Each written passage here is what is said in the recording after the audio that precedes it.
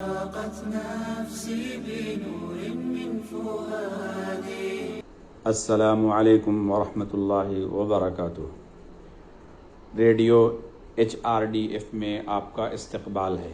امریکہ کے بڑی کمپنیوں میں سے ایک کمپنی کے AOL کے وائس چیئرمین ٹریڈ لیون ایک دفعہ بزنس کے سلسلے میں ہوائی سفر کر رہے تھے. اچانک خطرے کی گھنٹی بجنے لگی. جہاز ادھر ادھر ہلنا شروع ہو گیا. جہاز کا تباہ ہونا بالکل یقینی ہو گیا. مسافرین اپنے اپنے معبودوں کو پکارنے لگے اور آہ و بکا کرنے لگے. مسافروں کی سانسیں تھم چکی تھیں. وہ لوگ انتہائی خوف و ہراس سے کانپنے لگے، لیکن آہستہ آہستہ حالت بہتر ہونے لگی اور ان کو یہ پریشانی زیادہ دیر تک نہیں جھیلنی پڑی.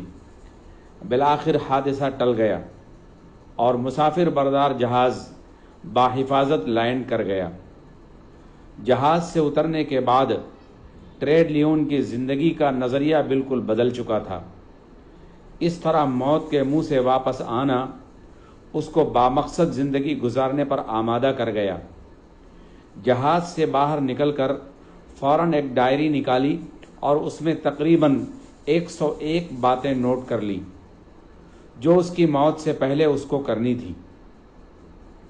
انسانی زندگی میں حادثات، بیماریاں، اپنوں کی جدائی، مالی نقصانات اور تجارت میں ناکامیاں وغیرہ پیش آنا عام بات ہے.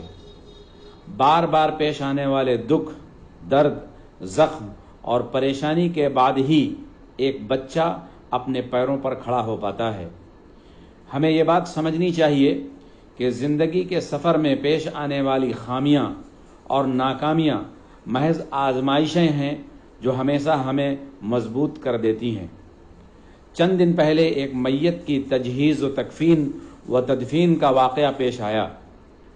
نماز جنازہ سے پہلے مولانا نے تقریر کی کہ موت سے بہتر کوئی نصیحت کرنے والا نہیں ہے. مولانا نے اس طرح سے اپنی باتوں کا اختتام کیا: دوسروں کی موت کی خبر ہم زندہ لوگوں کے لیے ایک بہترین وارننگ اور نصیحت ہوتی ہے. اپنی غلطیوں کو سدھارنے، زندگی طے شدہ ترجیحات کا تجزیہ کرنے اور اپنی راہ راست پر قائم ہونے کو یقینی بنانے، ان جیسے معاملے نصیحت کا تقاضا کرتے ہیں.